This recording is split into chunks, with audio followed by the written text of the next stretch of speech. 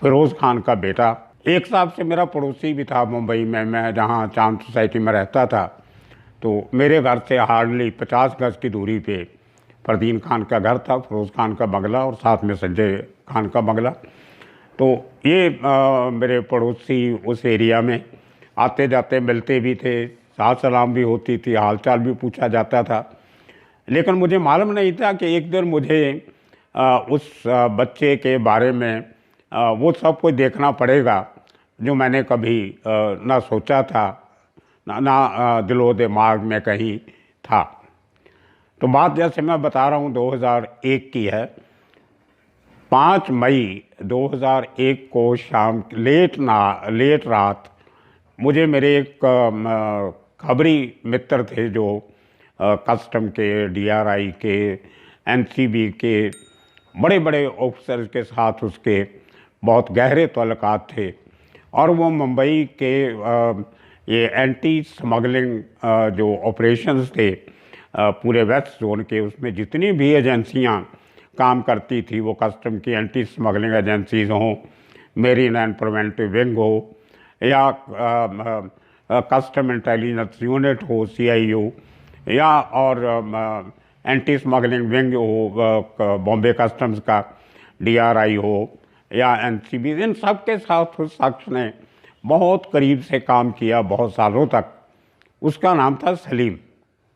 वो एक लात से थोड़ा लंगड़ा के चलता था, थोड़ा सा मालूम नहीं पड़ता था, लेकिन ध्यान से देखते तो मालूम पड़ता था। उसको इसलिए उसका निकनेम सलीम लंगड़ा भी पड़ा हुआ था।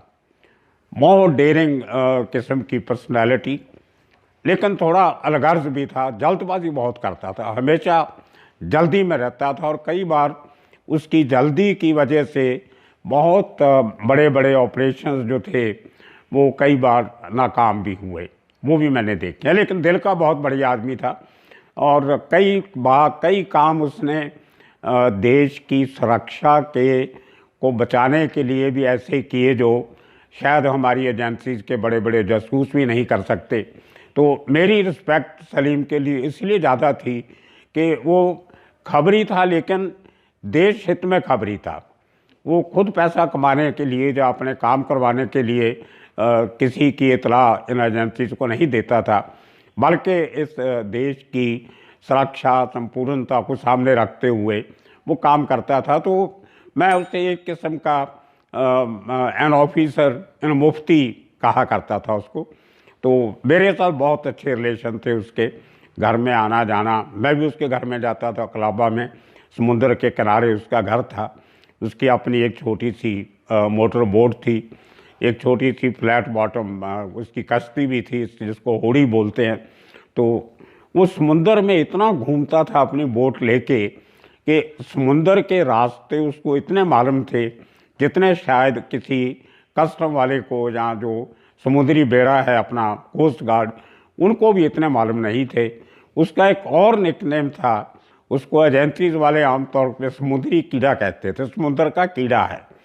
समुंदर का इतने रास्ते, जहाँ कहाँ से बड़े जहाज़ आ सकते हैं, कहाँ से छोटे आ सकते हैं, कितनी डिग्री से कौन सा जहाज़ जाएगा तो कहाँ जाके वो लैंड करेगा, रुकेगा, वो जहाज़ की चाल देख के बता देता था कि सर ये जहाज़ श्रीवर्धन नहीं, ये जहाज़ तो लौसा जाके रुकेगा या किसी और बंदरगाह पे जाके रुकेगा, इधर नहीं आएगा। ये उसकी कमाल की, उसको एक गॉड गिफ्ट था उसको, जो समुंदर में जहाज़ की चाल पहचानता था। खैर 5 मई की देर शाम उसका मुझे फ़ोन आया। मैं जुहू पे रहता था, तो बोलता सर मैं आऊँगा आपके पास थोड़ा लेट, अब सोना नहीं आज, और अपने ड्राइवर को बुला के रखना, आपकी गाड़ी भी चाहिए होगी। तो मैंने कहा ठीक है, कोई गलत काम तो करता नहीं था बेचारा। तो मैंने अपने ड्राइवर को बुला लिया और खाना वाना खा के मैं उसका इंतज़ार करने लगा फ़ोन का। तो 2 घंटे के बाद उसका फ़ोन आया कि आप सर गाड़ी लेके आप जुहू सेंटूर होटल के पास आ जाइए। तो मैं वहाँ चला गया और वहाँ पे देखा तो कोई 10-12 ऑफिसर एनसीबी के, नारकोटिक्स कंट्रोल ब्यूरो के, वहाँ पे खड़े, अपनी 2 एम्बेसडर गाड़ियाँ, 2 जिप्सीज, 2 मारुति वैन, कुछ और मोटरसाइकिल वगैरह उनके, और बाकी ऑफिसर उस एरिया में मुझे मालूम पड़ा बाद में काफ़ी खड़े थे। और उनकी पूरी ओवरऑल सुपरविज़न जो उस ऑपरेशन की, जो मुझे मालूम नहीं था क्या है, उसकी उस समय जो एनसीबी के जोनल डायरेक्टर थे मुंबई के, महाराष्ट्र के, उनका नाम था अजय ओबाड़े।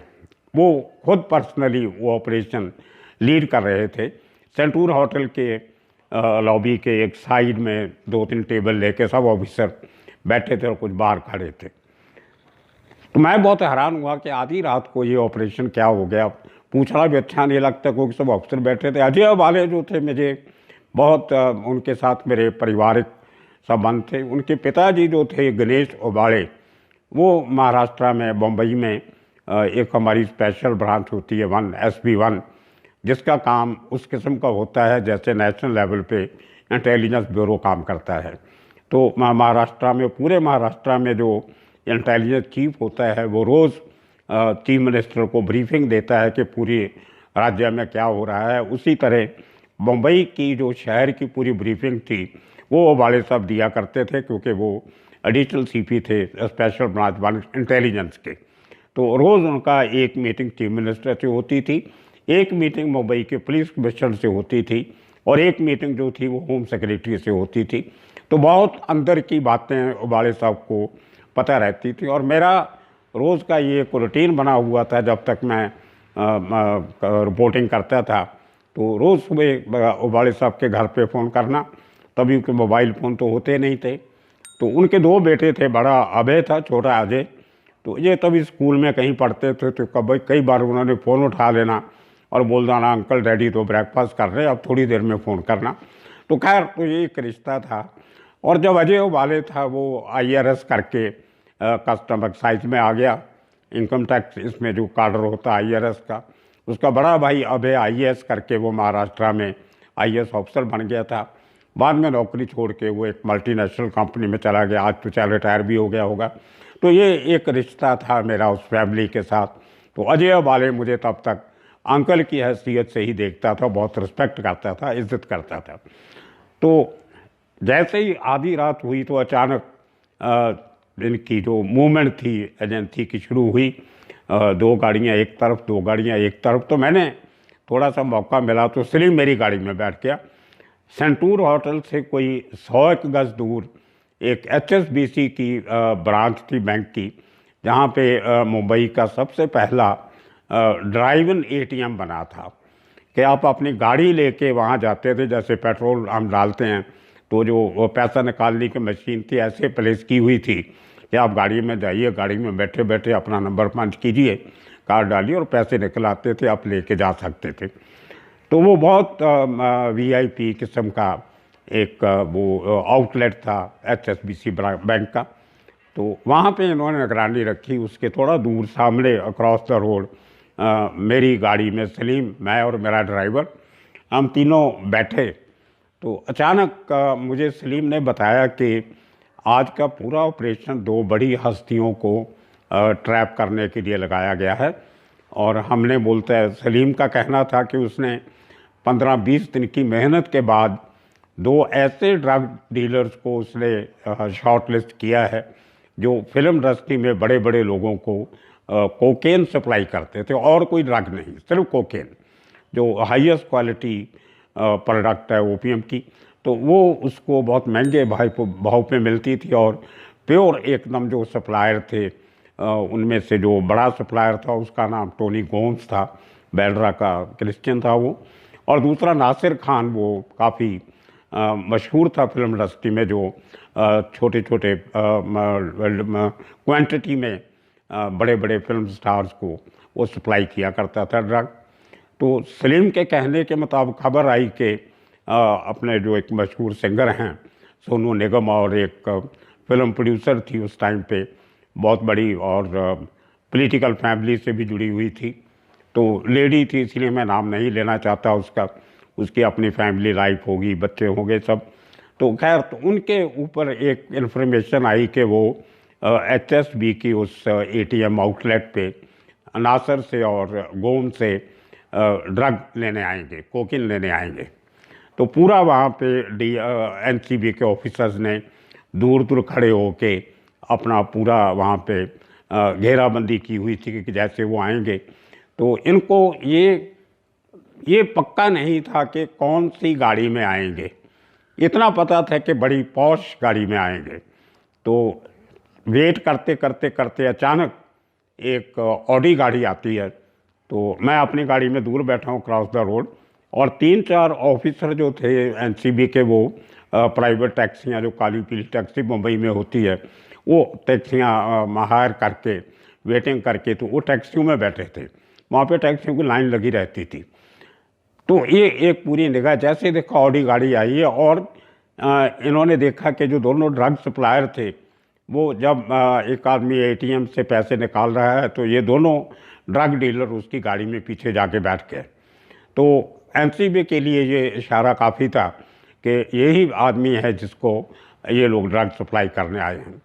तो इन्होंने घेरा डाला और वो गाड़ी को रोक लिया। उसमें देखा, उसका सर्च किया तो 9 ग्राम कोकीन उनमें से 8 ग्राम जो थी वो दोनों के पोजेशन से निकली, और 1 ग्राम जो थी, जो आदमी गाड़ी चला रहा था आगे खुद, उसके पास से निकली। वो आदमी जो गाड़ी चला रहा था, जो गाड़ी लेके आया था वहाँ पे, वो और कोई नहीं, वो फरदीन खान था खुद। तो जैसे ही घेरा तो उसने, फरदीन खान ने बोला कि मैं फरदीन खान हूँ और मेरा कोई कसूर नहीं, आप लोग कौन हो, मुझे क्यों मेरी गाड़ी को घेरा आपने। तो एनसीबी ने बताया कि हम ये एनसीबी से हैं और आपकी और भी तलाशी लेनी है। तो खैर उसमें से पैसे भी निकले, वो जो ड्रग डीलर थे उनके पास से भी कुछ पैसा निकला, और पूरी की पूरी 9 ग्राम जो थी वो एनसीबी ने सीज की। इतने में जो ये इन्होंने उनको पकड़ तो लिया, लेकिन एक चेहरे पे एक नमोशी जरूर थी डीआरआई के ऑफिसर्स पे कि हम जिस बड़ी मछली को पकड़ने आए थे वो तो हाथ में आई नहीं। एक और आदमी आ गया, ठीक है, वो भी फिल्म इंडस्ट्री का एक बड़े फैमिली का आदमी है, बड़े नाम वाला है, लेकिन जिनको पकड़ना था वो शायद अभी हाथ में नहीं आएंगे। और तभी एक मर्सिडीज़ गाड़ी और एक पजेरो वो वहाँ पे पहुँचती है, और जब उन्होंने देखा कि आगे कुछ ये गड़बड़ चल रही है, गाड़ी को घेरा हुआ है, 10-12 लोग खड़े हैं, तो थोड़े कुछ तमाशबीन भी खड़े हो गए थे आते जाते। मुंबई तो पूरी रात जागती है, तो वो समझ गए कि कोई गड़बड़ है, कोई खतरा है, और वो गाड़ियाँ एकदम स्पीड से भागी, वो दोनों गाड़ियाँ। तो बाद में मालूम पड़ा कि जो पजेरो थी वो सोनू निगम की थी, और दूसरी मर्सिडीज थी वो उस लेडी प्रोड्यूसर की थी। और लेकिन उसके जब भागने के चक्कर में जब वो यू टर्न लेके अमिताभ बच्चन का जो बेंगलो है झनक, वहाँ से भागे दूसरी तरफ, तो पीछे डीआरआई की एनसीबी की गाड़ियाँ लगी इनके पीछे, लेकिन वो इतनी तेज़ रफ्तार की गाड़ियाँ, और एनसीबी के पास बेस्टर गाड़ियाँ, मारुति वैन और जिप्सी गाड़ियाँ, ये उनका पीछा नहीं कर सकी। और मेरा उस सलीम मेरी गाड़ी में भाग के बैठा, एक एनसीबी का छोटे लेवल का ऑफिसर, वो भी भाग के मेरी गाड़ी में आए कि साहब मुझे ड्राइवर को बोले भगाओ गाड़ी। और मेरी बदकिस्मती ये कि मैंने वो गाड़ी अभी रिसेंटली ख़रीदी थी, 13 अप्रैल को। मैटिस गाड़ी थी, छोटी सी, देगू वालों ने निकाली थी, उसका गवर्नर भी नहीं खुला था अभी। 13 अप्रैल को मैंने गाड़ी खरीदी थी बैसाखी वाले दिन, और 5 तारीख को ये भगानी पड़ गई, तो वो 70 किलोमीटर से ज़्यादा भागे नहीं। तो हम फिर भी काफ़ी देर सब लोगों ने, सब 6-7 गाड़ियों ने पीछा किया जुहू की गलियों में। कभी अमिताभ बच्चन के घर से निकल रहे हैं, कभी धर्मेंद्र के घर से निकल रहे हैं, कभी ओम प्रकाश के बंगलों से निकल रहे हैं, तो कभी जुहू पुलिस स्टेशन के सामने से भाग रहे हैं। उसके थोड़ा आगे जाके कभी प्रदीप के घर से गली में गाड़ियाँ घुस गई। पुराने एक राइटर थे कवि प्रदीप, जिन्होंने वो गाना लिखा था, ऐ मेरे वतन के लोगों जरा आँख में भर लो पानी, उनके घर के बाजू से गली छोटी सी विले पार्ले की तरफ जाती है, उस गली में वो गाड़ियाँ दोनों घुस गई, और हमारी गाड़ियाँ जो सब थी उनको उनका पीछा करना नहीं मिला, और सब वापस हम लोग वापस फिर वहीं एटीएम पे आए। तो फिर फरदीन खान को लेके एनसीबी के ऑफिसर थे, वो अपने ऑफिस चले गए। मैं रात के कोई 3 बजे 3:30 बजे अपने घर वापस आया जुहू पे। और दूसरे दिन मैं रात को भी 2-4 बार बात हुई, अजय वाले से भी हुई, सलीम से भी हुई। तो उनको लगा कि चलो कोई बात नहीं, आज ये लोग बच के चले गए तो फिर कभी हाथ में आ जाएंगे, लेकिन जो हाथ में आया है उसकी कार्रवाई तो करनी थी। तो उसको सुबह उसका मेडिकल करवा के अगले दिन सुबह सुबह, जब तक प्रेस वालों को मालूम भी नहीं पड़ा, इतनी रात किसी को पता ही नहीं चला कि रात को क्या हुआ है, तो उन्होंने उसका रिमांड लेके इनिशियल, तो उसकी इंक्वायरी शुरू कर दी एनसीबी के ऑफिस में। तो शाम को, मैं दूसरे दिन शाम को फ़ोन किया मैंने कि अजय वाले को कि मैं आना चाहता हूँ, थोड़ा जरा फरदीन खान को मिलें, ज़रा देखें क्या बातचीत करता है। बोलता अंकल आ जाओ, कोई बात नहीं। मैं उस टाइम पे बम्बई के किसी अखबार में काम नहीं करता था, मैं इंग्लैंड में था, और थोड़ी देर पहले ही मैं अप्रैल के बिगने में मैं आया था, और 1 हफ्ते 10 दिन का मैंने वापस इंग्लैंड फिर जाना था। तो मैंने किसी रिपोर्ट तो करना नहीं था किसी अखबार में। तो अजय वाले को भी मालूम था कि अंकल बाहर से आए हैं, अखबार में तो खबर छापनी नहीं, तो इनका आएंगे भी तो कोई हमारी इन्वेस्टिगेशन में कोई फ़र्क नहीं पड़ेगा। तो मैं शाम को एनसीबी के ऑफिस में, जो बैलर्ड पियर में जो एक ऑफिस था उनका, बड़ी पुरानी गॉथिक स्टाइल की बिल्डिंग है, वो एरिया पूरा बैलर्ड पियर का, अगर आप छुट्टी वाले दिन जाके देखो तो आपको लगेगा कि जैसे वो इंग्लैंड के सिटी लंदन का एक पार्ट है। बहुत खूबसूरत बिल्डिंग है जो अंग्रेज़ों ने बनाई थी, वो आज भी उसी तरह वहाँ पे मौजूद हैं। तो मैं वहाँ पे गया तो देखा कोई 100 के करीब बॉम्बे का मीडिया, इंटरनेशनल मीडिया वहाँ पे एनसीबी के ऑफिस के सामने खड़े। आपने देखा होगा पिछले दिनों में जब फिल्म इंडस्ट्री में सुशांत सिंह राजपूत के केस के बाद जो एनसीबी की कार्रवाई होती थी, तो एनसीबी के ऑफिस के बाहर आपने देखा होगा सैकड़ों प्रेस वाले और लोग खड़े रहते थे। उसी ऑफिस की बात मैं कर रहा हूँ। तो 4th फ्लोर पे उनका एनसीबी का ऑफिस था, उस बिल्डिंग में नीचे को और ऑफिस थे।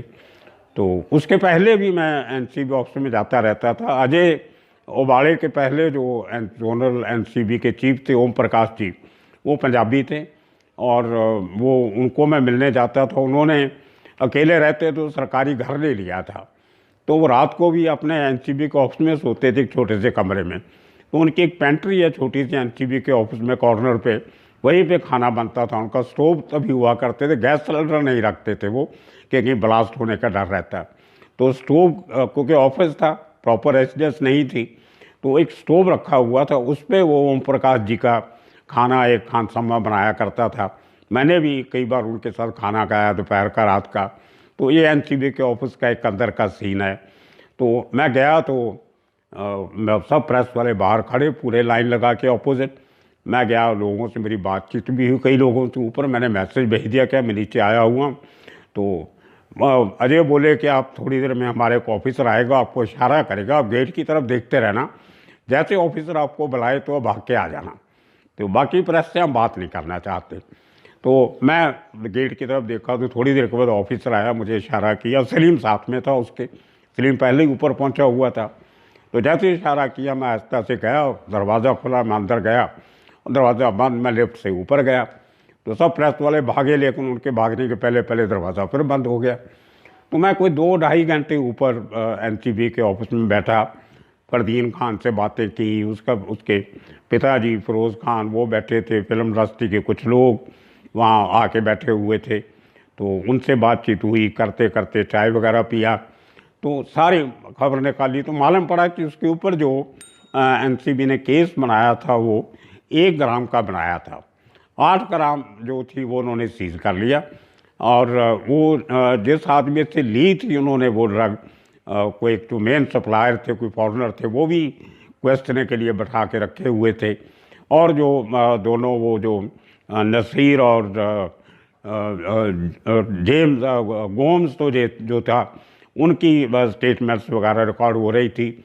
उसमें काफ़ी उन्होंने फिल्म वालों के नाम लिए, जिनमें जैकी श्रॉफ का नाम भी था, कुछ और लोगों के नाम थे कि ये लोग भी हमसे ड्रग लेते हैं।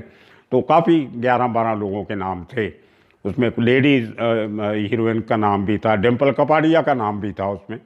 लेकिन वो बाद में पता नहीं इंक्वायरी में क्या हुआ नहीं हुआ। खैर वो सब चल रहा था, मैं देख के। तो मैं जब 2-2.5 घंटे के बाद मैंने अजय ओबाड़े को बोला कि नीचे प्रेस वाले इतनी देर से खड़े हैं बेचारे सुबह से आके, तो इनको आप एक बार ब्रीफिंग कर दो ताकि अपने ऑफिस में जाए, उन्होंने रिपोर्ट करनी है। बीइंग अ रिपोर्टर, एक पत्रकार होने के नाते मुझे थोड़ा सा बुरा लग रहा था कि मेरे कोलीग जो हैं उनमें से आधे लोगों ने तो मेरे साथ काम किया हुआ था। और बालाकृष्ण जो टाइम्स ऑफ इंडिया के सिटी एडिटर थे, वो खुद आके वहाँ खड़े हुए थे, मेरे से सीनियर थे, मेरे मित्र थे अच्छे। और मेरे डेली के कुलीग, यानी एक्सप्रेस के कुलीग, रॉयटर्स के देव बरम, इतना सीनियर इंटरनेशनल जर्नलिस्ट, वो भी बेचारा खड़ा फुटपाथ पे वहाँ पे।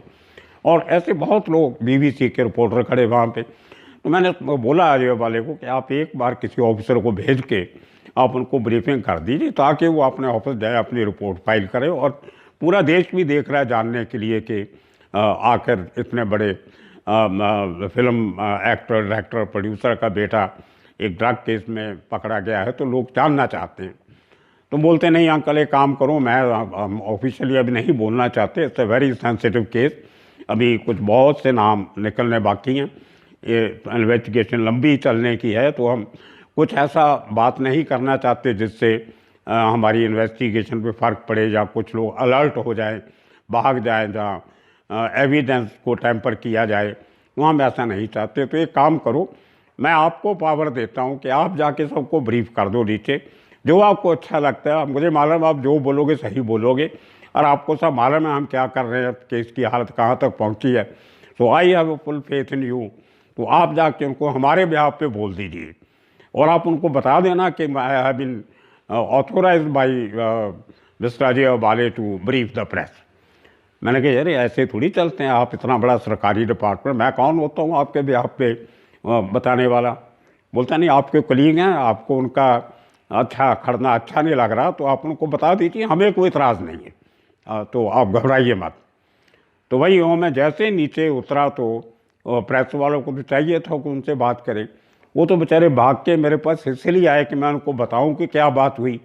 तो मैं उस सीढ़ियों पे खड़ा हो गया, और 3 सीढ़ियाँ थी, 4 ऊपर चढ़ के जहाँ से उनके लिफ्ट में जाना होता था, मैं सीढ़ी में खड़ा हो गया दरवाज़ा बंद करके। तो मैंने वहाँ पे खड़े होकर सब प्रेस वालों को ब्रीफ किया, और ये कह के कि मुझे जो NCB के सीनियर ऑफिसर से जो तहकीकात, जो मालूमात मिली है, वो मैं आपसे शेयर कर रहा हूँ।